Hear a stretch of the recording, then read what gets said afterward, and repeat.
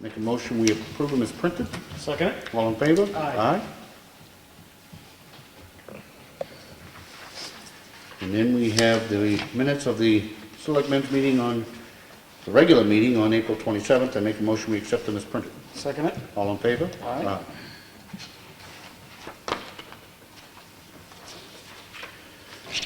We have the check voucher totals. Payroll for week ending 5/2 was $137,124.03. Accounts payable for week ending 4/25 was $55,956.84, for a total dispersed last week of $193,080.87. I make a motion, we sign it. I'll second it. Any discussion? All in favor? Aye.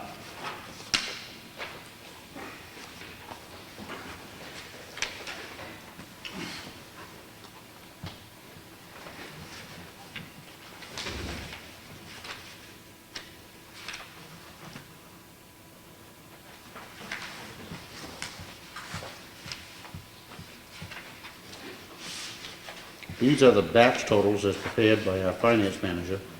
We do review and initial every bill that comes in. This puts them in their appropriate batches. All right, we have a letter of commitment to sign. This is the town of Ossipee hereby commits to participate and cooperate with the Lakes Region Planning Commission in the Household Hazardous Product Collection Program to be held on August 1st, 2015. We give the Lakes Region Planning Commission the authority to represent us in organizing said collection project. The town of Ossipee has appropriated $4,192 for the purpose of the Household Hazardous Product Collection Program. An authorized signature. I make a motion, I sign it. Second. Any discussion? No. All in favor? Aye.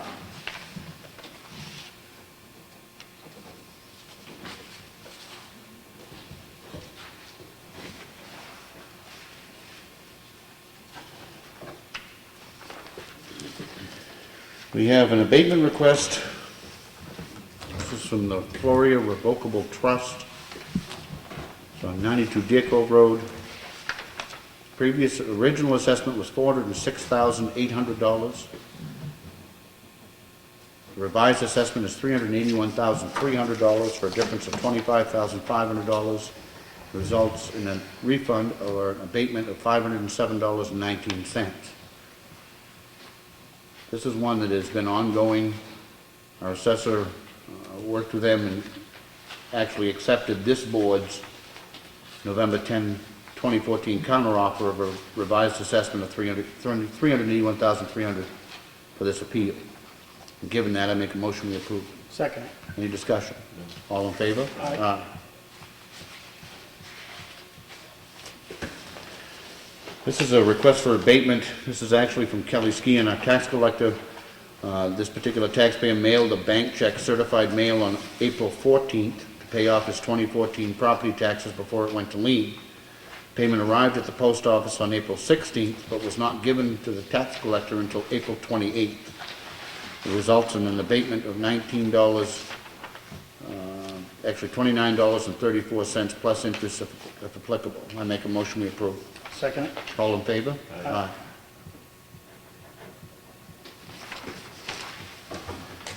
We have a request for abatement. This is from Timothy and Joan McNeil, Timothy McKay rather, and Joan McNeil, 110 Nichols Road.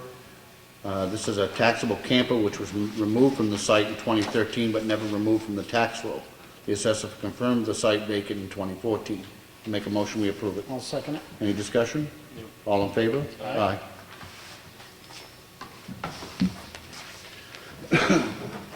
We have a notice of intent to excavate. This is map 231, lot 1, Chickville Road. Bradley Layton. Tax has not been paid, but a bond has been posted. Make a motion we approve it. Second. All in favor? Aye.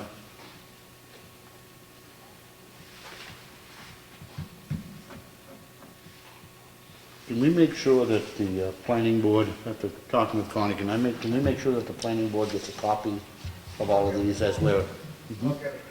Okay. But you're here now, but I mean, if we can make sure that that happens on a regular basis, because the planning board does have oversight on the gravel pits. We have a contract for use of facilities. It's for River's Edge and Skelly's, for men's softball. The schedule's been okay, but Peter Waugh, they paid the deposit and make a motion we approve it. Second. All in favor? Aye.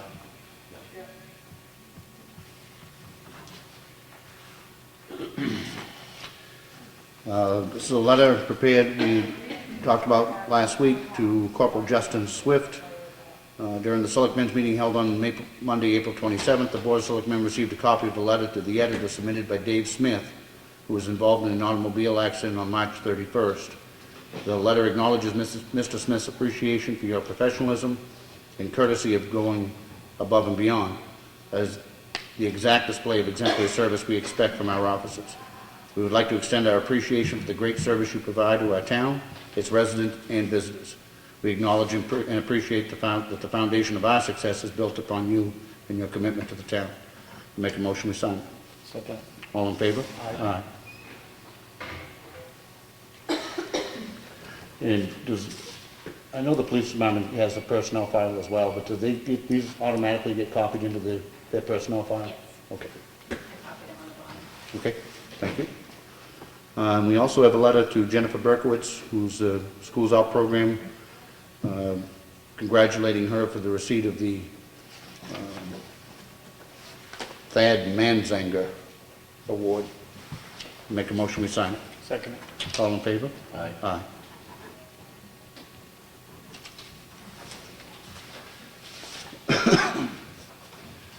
We've done an amended grant application to, actually, Ellen, why don't you just explain it? It's easier. This is to do the local emergency operations plan update. We were previously granted $2,500, and since then, HSEM, emergency management at the state level, has updated their terms for doing the update, so it requires additional funding, which we've been pre-approved for. We just need to amend our grant application to acknowledge the additional $1,500 for a total of $4,000. Okay. Any questions? I make a motion, we do the approval. I'll second. All in favor? Aye. Aye.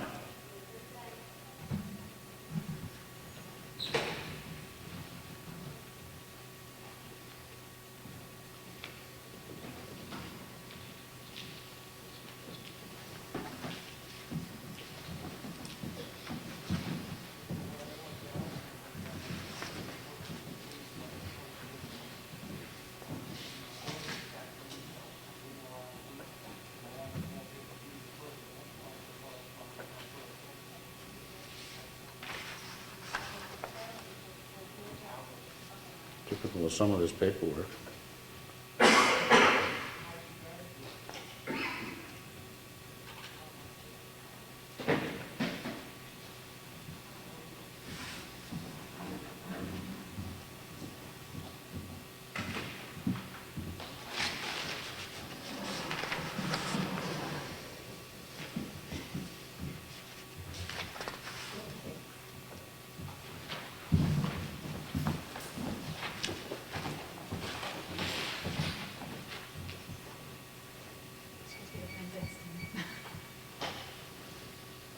Hmm?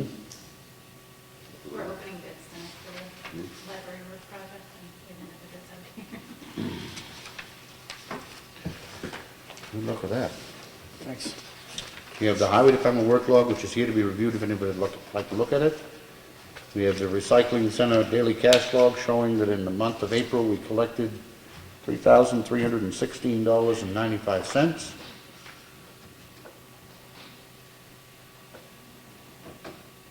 We have a letter from Time Warner Cable talking about their merger with Comcast. It's here for anybody to look at if they'd like to look at it.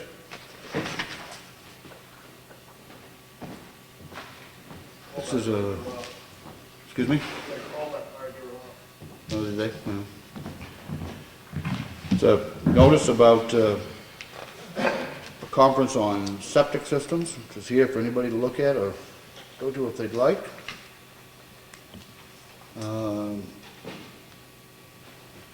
Copies have been distributed to, but this is addressed to the trustee of trust funds, cemetery trustees, and library trustees. It's about an upcoming training. It's an annual seminar on trust fund administration, statutory filing requirements at the Office of the Attorney General. Is that something you go to, Con? I don't go to it, no. Well, Peter will probably go to it. Okay, I have a copy. all right.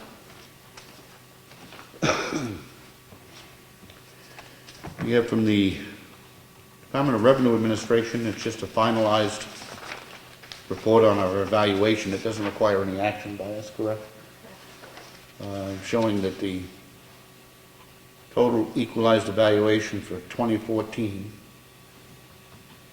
including utility valuation and railroad monies, $648,094,520. We have a copy of the letter from Lakes Region Planning Commission welcoming Rick St. Jean, who we just appointed to be the town's representative to Lakes Region Planning Commission. And we have a letter from William Day. That's actually from Brent Day.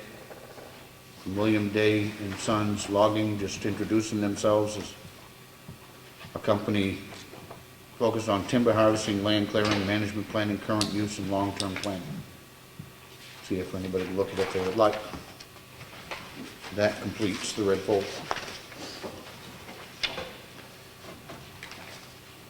Brad, covered bridge, anything new? Let's see, I was up there today, they're progressing up there rather nicely. They got, you ride up there, you'll see that the east side, which is the roof, you see looking over Bear Camp Gardens there, is all completely removed. So you see all the framework underneath and stuff there. So yeah, they're working up there today. That's you guys hauling the siding up there today? We're actually going to take it up tomorrow morning. Okay. Yeah, we're going to take the siding up. We have it down back here now, loaded up on a trailer, Yep. ready to go. And we're going to talk to them. They're going to unload it up there with a crane tomorrow morning for us. So Good. it's all set to go. Good. While we're on the subject of covered bridge, talked to Connie, and he certainly has talked to Ellen. And we're going to be having to do some checking, but it does appear that there was a date specific in the warrant article to have the monies expended or a certain phase of the project done by December 2015. In reviewing the article, it appears as though we may be okay, but she's going to check with the Revenue Administration to make sure. We'll make adjustments if we have to, or may have to change things at town meeting in March, but, all right. Do we have any, we have some bids. That's next, that's what I got next on the agenda, so. You can open them now, read them. Two separate projects. Okay. Do they specify in the envelope which one is which? This says masonry bids. Okay.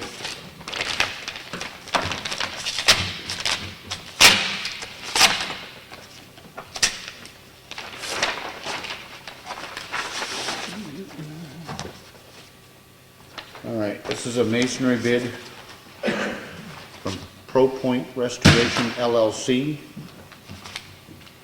They're from Pittsfield, New Hampshire. There's a whole lot of data with it, but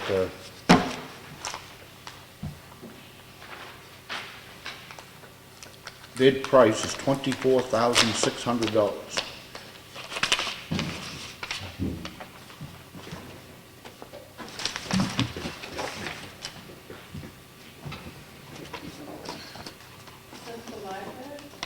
This is for the library, but this is only a portion of it. This is for the mason. That bid is only for the masonry. So. This is also for the masonry bid. This is from J&S Masonry, Brownfield, Maine. Again, there's a lot of additional insurance information, et cetera, attached to it, but his bid price is $12,900.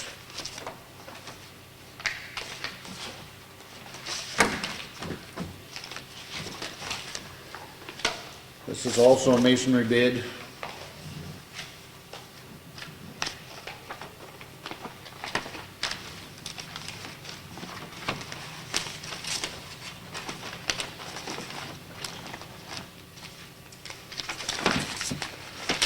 from Jay Hounsel, general contractor from Tamworth. And his bid is $8,320 even.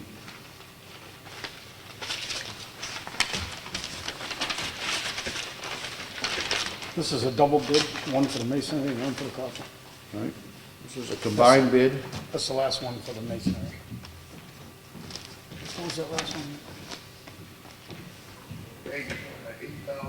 $8,320.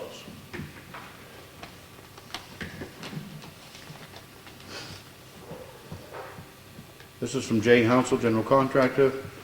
This is for a combination of the masonry work as specified and copper flashing work as specified.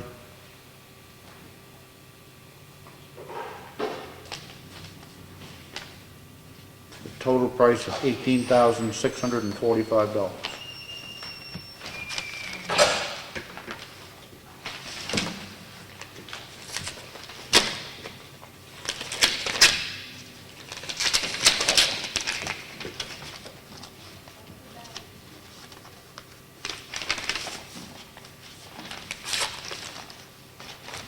This is from Jay Hounsel. This is for the copper flashing only.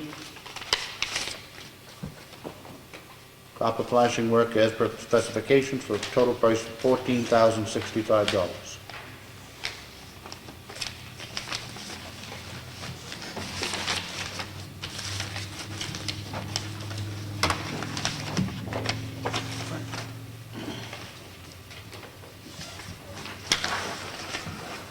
This is for the copper work only, from Gary LaPointe, Shed Water Systems from Epping. And his bid is $36,350 even. Pretty significant disparity.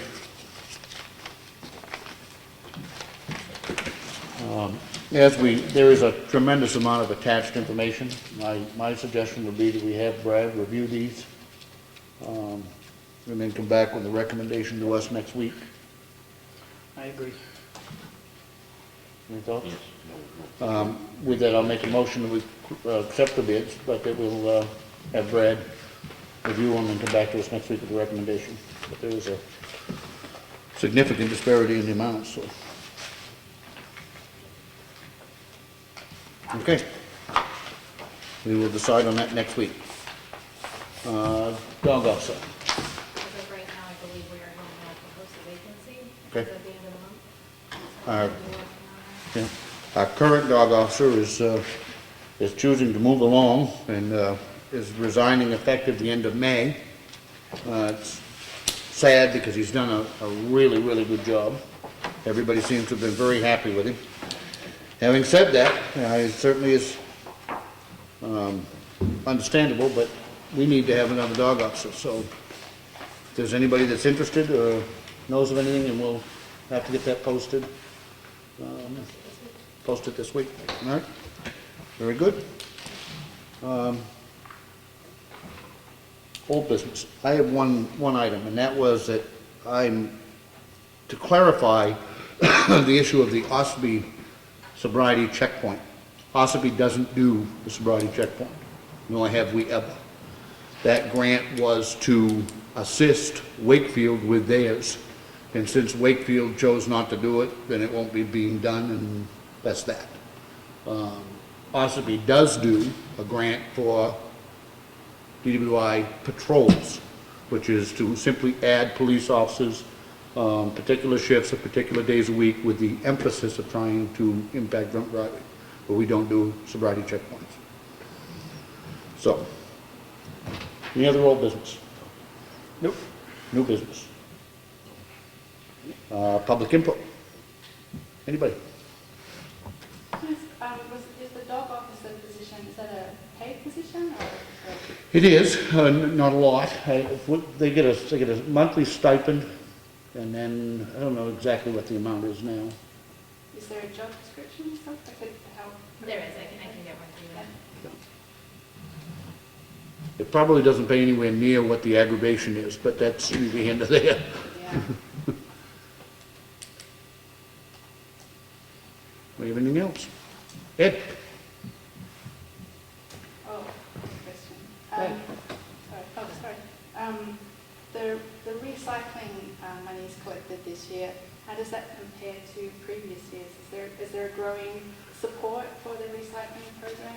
I know it went up significantly for a while, and I think it's kind of leveled out, but Yeah, it's kind of leveled out because the price of commodities has dropped the last, 2 or 3 years steadily, I'd say. I want to say back 4 or 5 years ago was when it peaked, when China was really buying all the scrap metal and everything they could when they had the Olympic Games going. Since then, we've seen a steady decline. We just loaded out a trailer load of aluminum cans today. We got the price up about 3 cents a pound above what they had been quoting us for the past 6 or 7 months. We got up to 63 cents a pound, so we decided to move those and bring some cash into the town system here and also give us some. how much do one of those bales weigh? Those have been weighing between 5 and 650 pounds, 500 and 650 pounds. So And how many go on a trailer? 48. So around about 26 to 28,000 pounds. Hmm. It'll be a little shy of $20,000 we'll bring into that load. Hmm. We've been sitting on it for about a year, so. Yep. And we also just moved a trailer load of plastics last week, Mhm. so.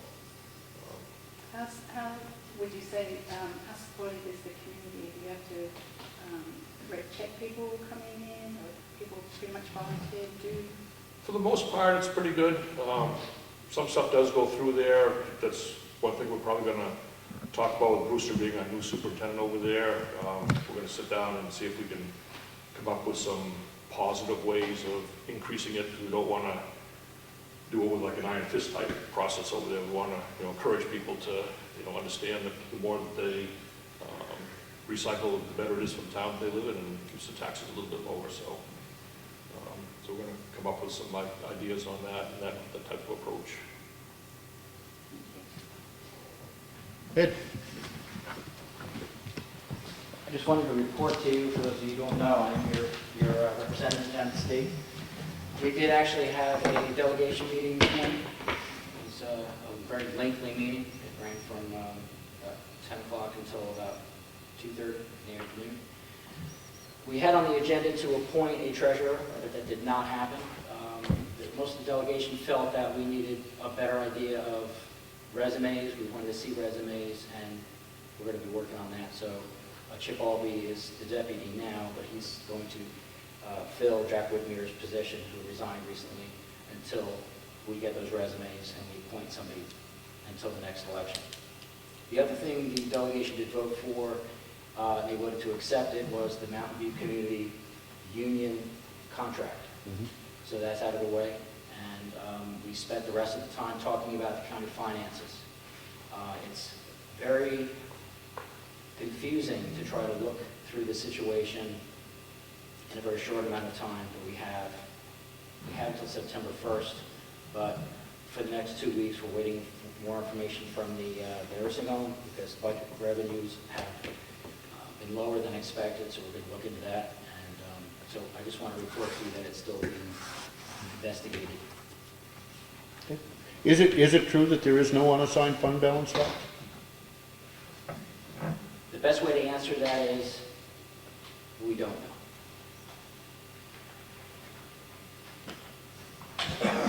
I appreciate that, the honesty of that answer, but that's kind of scary in the sense of, how can they even formulate what the county is actually even going to need for taxes if they don't even know how much money they have to start? Never mind the bills and the revenue coming short, which, listen, that happens. We know that happens. It happens to us. We have an unassigned fund balance to fall back on for that very reason, because there are so many unknowns. That is scary, scary stuff. Well, there has been ideas floated around, a 20% tax increase, 5% tax increase. The reason why I would rather not comment on any details is because we are heading in a good direction, which is we're asking questions. And we are not going to let this keep festering year after year like it has been. We're going to fix this. This is going to be completed. We're going to know exactly the policies need to be put in place, and we're going to put the county back together. I did notice a change in the theme of attitude in the delegation meeting, where I felt that people were not blaming each other. I did sense that everyone knows we're in an issue, we're having a problem, and that we have to work together to fix it. So I think that's a clear. That's a good thing, but if in fact they need to raise a couple of $1 million, taxpayers need to know that as far in advance as they can. Audits have to be completed, and there has to be further investigation of exactly what we have before, it sells papers to say that everybody's taxes are going to go up 20%, but I think that's too early to say anything. Okay. And about the sobriety checkpoint, there is also a possibility that Wakefield will be asked to reconsider that vote for the sobriety checkpoint, so we don't know if that's going to be the end of it. We haven't done them in my reason for clarification, because I was quite frankly surprised to see the grant that way, because we've always done the saturation patrols. I didn't realize, and this has happened since I retired, that they have been assisting Wakefield with bails. That's the only reason that Ossipee was involved, so. Was there any word back from Planet Aid, or was Planet Aid asked to explain how their system works and where their clothing goes?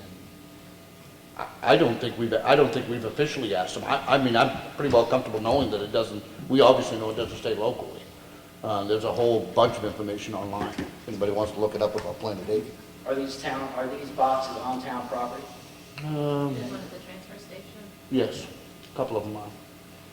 There's one out here now. I don't think they've ever replaced that, have they? I don't think so. Okay. Yeah, they were going to, and then I know OCC has one. Yep. Protective town only stuff. Now, on Wednesday, we have a House Session Day, and there is a bill, I believe, that you have a spice ordinance. We do? Well, legislation was put in and went through the Committee of Criminal Justice and Public Safety, I believe it's SB 106, in reference to coming up with a clear mechanism to reel in who's selling those products that have those chemicals in it that people are using to get high from. I don't know if you're familiar with the legislation, but it basically is going to, the state labs are going to be able to, as the spice or chemicals come into use, they're going to find out what they are, add them to the list, make them banned, and then also educate the store owners who may be selling it that they shouldn't. Because that's one of the problems. I mean, what they've done is every time they outlaw it, they simply change the formula a little bit, put it back out on the market, and it is no longer illegal. Our ordinance that we adopted was almost an emergency. We had a real situation going on here in town where a whole lot of people were addicted to that stuff and were buying it at a local establishment. We were able to curtail it through that ordinance. That's not the long-term fix. So I'm hopeful that that legislation will pass, because there needs to be a mechanism where when they change the formula, that it goes through a review process and then gets added to the list of banned substances. Because it's not incense. They're smoking it, they're ingesting it, and it's very addictive. And it's killed a lot of people. Well, I have an issue with the legislation itself. I do not think it's going to hit the mark at all. You're trying to, it almost seemed like they're trying to control, they're trying to control chemistry. Now, the Chinese and a lot of other foreign countries that are involved with producing these chemicals that can be gotten on the internet are obtainable, and people, I had mentioned in committee, people are huffing pledge. People are, instead of using alcohol, people were using Sterno in the past, and dying of liver cancer, liver failure. When does the legislation stop? My concern is that this is going to be a never-ending financial drain with limited effect, because it seems like people are going to find something. If they could smoke a raisin, they probably would, if that would make them high. And listen, and we could have that debate all day long, but then I guess the other half of that is, then what is the answer? legalize it all and have people dying on your steps. That doesn't seem to make a lot of sense either.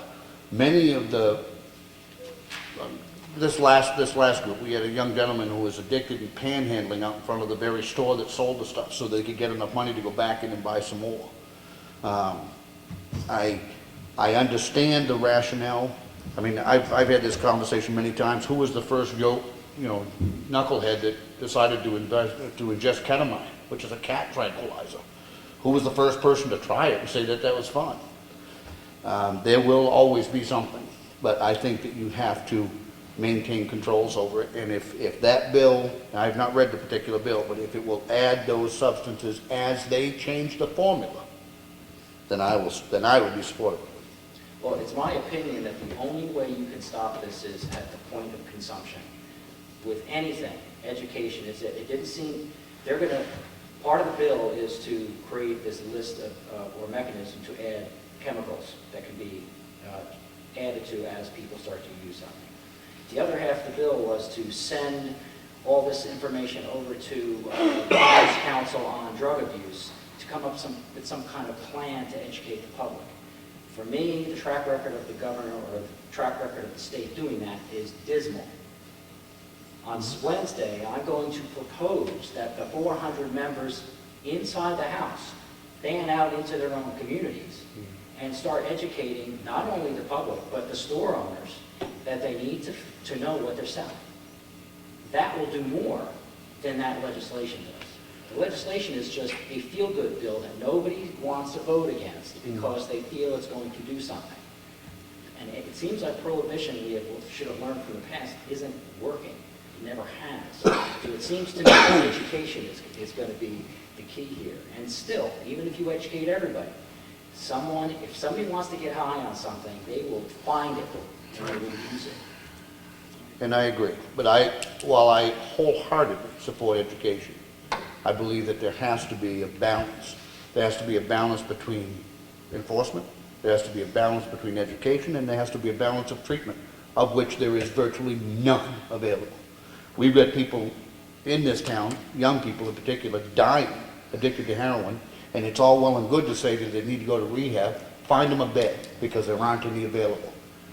That's something the legislature could do something about too. There needs to be a balance between those three things. This very school district threw out the only anti-drug program it had when it threw out the DARE program. My loyalty wasn't to the DARE program, wasn't then, isn't now. My loyalty was to doing a drug education program with our children. They don't even do it anymore. They didn't replace it with anything. If you built a better mousetrap, unveil it. Let's use it. They're not doing it. The last letter that I wrote to the superintendent of this school system when I was chief of police, when they threw out the DARE program, I said, believe me, and I still have a copy of it, that I pray that they were right and I was wrong. Because in order for me to be right, we'd lose a hell of a lot of kids. And unfortunately, I was right. So right now, no one's going into the schools to None. explain to the kids that if you Zip. do this, Zero. None. well, like on Wednesday, you're going to hear me stand up there and say, well, then the representatives need to go to the school. They're certainly willing to do not it. just representatives, but there needs to be, if you've got to start with the kids, you've got to start with them over here before they get to Kingswood. By the time they get over there, it's too late. They've got to do it, and they are not doing anything. Sad. Thank you.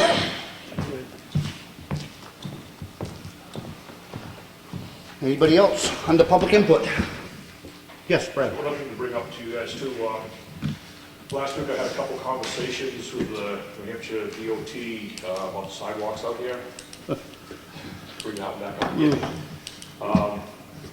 Basically the only way we can move forward with this without jeopardizing the funding that we've gotten so far for the design of it is to move ahead with a request for qualifications process to hire a new engineer for it. They've given me the authorization to do that through the Safe Routes to School program.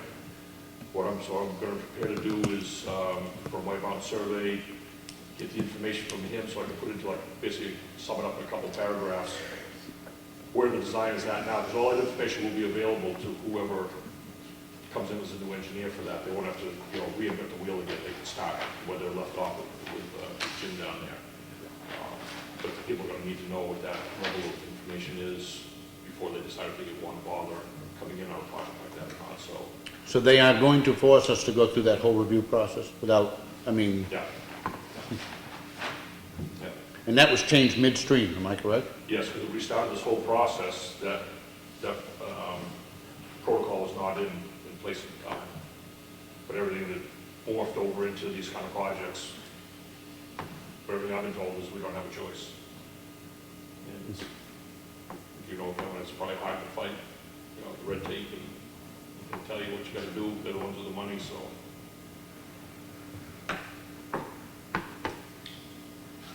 Okay. That's just, for FYI, that, We've got $80,000 in that account. How much sidewalk can we build on our own for $80,000? a lot. So we did that upper piece we did back in 08, 09, I think it was. We did about 600 feet of it for $34,000. And how much are we proposing to do with this? This is about the same length, and it's gonna end up costing us, between the engineering and everything, you're gonna be pushing $100,000. Then why are we doing it? Right. Can we get out of it since we've already committed some of their funds and used it though? We'd have to pay back those funds. Even though they changed the rules midstream? That's all the information I got from them, saying that if the project is canceled basically due to our choice to not proceed with it, then we'd be liable to reimburse. Even though by using their standards, we're gonna pay $100,000 for sidewalks we could build ourselves for 30. That makes more, that makes True more sense. inflation, that might be maybe 50, but still, it's still a huge, 2 to 1 anyway.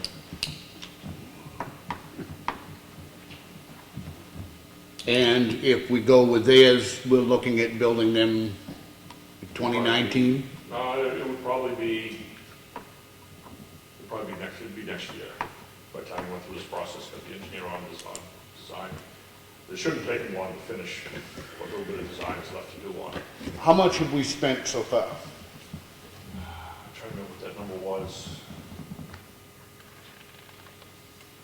I would say that it was around $20,000. Can you come back to us next week with some specifics on what we have invested right now? What we might potentially have to pay back to the state? And I say potentially, because they can say that they're gonna get 3 of us to sign a check too. It may well be worth, may well be worth cutting our losses and doing it ourselves. It sounds to me like it would be cheaper in the end. The other thing is too, if you think about doing it yourselves, we do have to remember that we're still operating in the state right away with this one, whereas the other one was within the town right away. It's true. So we still have to, Work with them the some. design's gotta be approved by them and all that stuff, so there's a level of commitment to work with them at some level anyway. So. And we're probably gonna have to get some easements to do the rest of this as well, which that can even be another expense on top of it. They I'm do not have sure. 3 lots that require easements. I'm not sure you can bail out of it economically. But you can put the figures together and let us know. Let's look at it. I'd be concerned about it, and I'm concerned about it in all ways. We're not ready to even do it if we can't forward with them already, so. I'll get that information next week. All right. Thanks. Out there, so. All right, anybody else have anything? Sure. I'll try to search for the right way before us to express myself. I'm John Ruckenbrod, I'm a resident here in Ossipee. In regards to what Ed was saying about the chemicals and legislation and so forth, I have yet in history to realize any way or means by which legislators were able to legislate the hearts and minds of those who fall victim of society and the economic situation we face ourselves with today. The younger groups have little or nothing to look forward to. When I grew up and was a young person in the workforce, there was always that possibility to get an education and something in industry or something like that that had a good paying job. You had a future. You could look for the American dream there, but today they don't have that. And I think it's been purposely deranged in such a way that family structure's gone. You know, people used to meet on Sundays and have family dinners together and stuff, and that's almost vanished, you know. And I think really, rather not try to fix something by treating the symptoms of the problem, but try to find a cure for the problem. Whether these problems stem from and whether they arise from, because, you know, these people really don't have a place to turn to, and it happens to be drugs for them. I appreciate your comments, and you're certainly entitled to your opinion. The only thing I would add to that is the people who end up addicted to drugs are not all disadvantaged. They're not all struggling. They're not all ignorant. It's a choice that's been made available. It crosses all boundaries, all social boundaries, all economic boundaries, all education boundaries. Not to belabor this, but the fact of the matter is that the heroin epidemic in New Hampshire was fueled by doctors. It was fueled by overprescribing prescription drugs, horribly addictive prescription drugs. If you talk to every single one of the people that are using heroin in this area and ask them what they started on prescription medications. They were simply diverted. The problem is, once that supply was dried up, it pushed them to heroin, which is the only alternative that's available, and it's cheap. So while I appreciate what you're saying about the disadvantage, and there are plenty of them, Well, there are reasons. there are plenty of them, but it crosses all boundaries. It's not just a poor issue. It's getting everybody. Yeah, I agree. Anybody have anything else? Just going back to the comment that you made about the DRA and the equalization, is that Yep. the word, of the town property for 2014. Yep. Do you have that amount handy again? It was 648,000. No, 648 million. Sorry. $648,094,520. 648 million. 94,520. 94,000. Now that's a somewhat complicated figure, and that includes utility valuation and railroad monies, and then it deducts it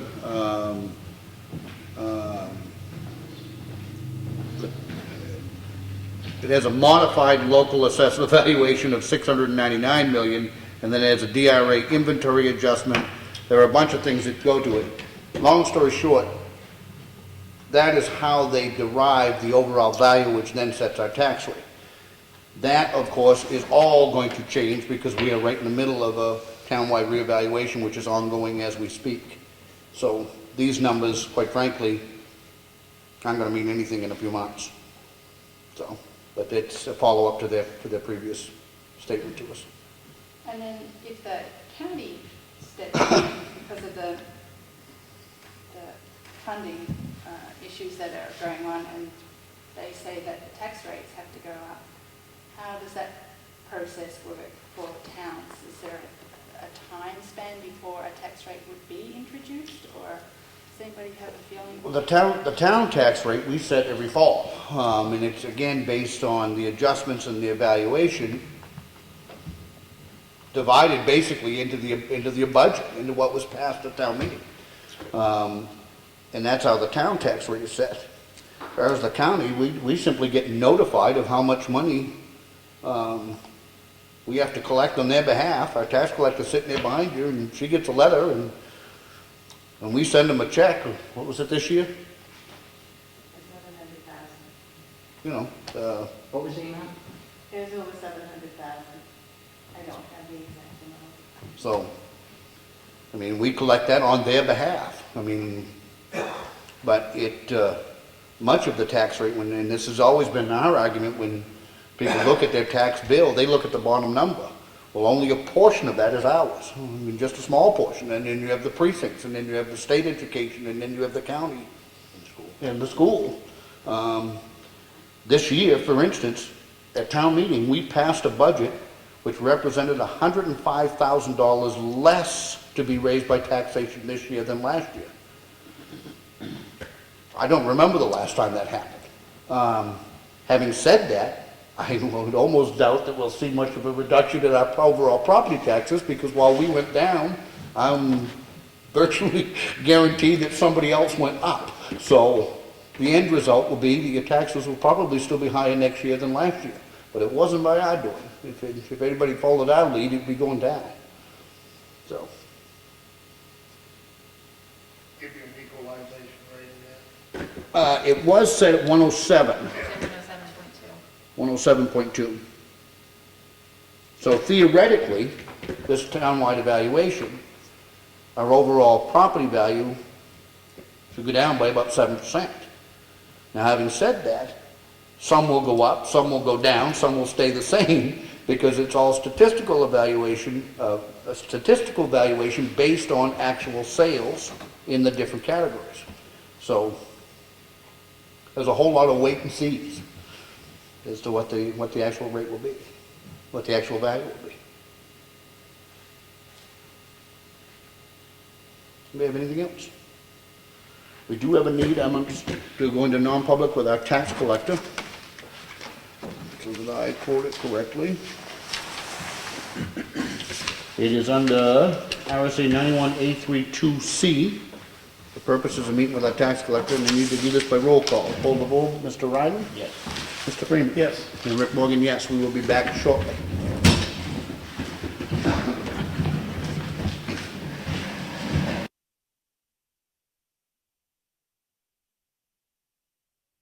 Reopen the public session. By way of announcement, I do want to announce that earlier this afternoon at our Selectmen's Workshop, we did vote to contract with Rick Sager, who's also our town attorney, to do a tax sale properties, which will be announced later, sometime later. We're thinking mid to late August, time we get to the statutory notifications, et cetera, et cetera. But it's for sale of town-owned properties, some that were taken by taxes and others, but we did make that decision this afternoon and voted on it and wanted to announce it. Anything else to come before the meeting? No. Nope. Anybody else? And I make a motion we adjourn. Oh, Second. Oop, oop. Sorry, I just wanted to let you know that the new website is up and live. We put it up on April 30th, and it's working well. We do still have some areas that we need to build on, but it's a little better than what we had in the past, so. Very good. I renew I'll my second motion to it. adjourn. All in favor? Aye. It-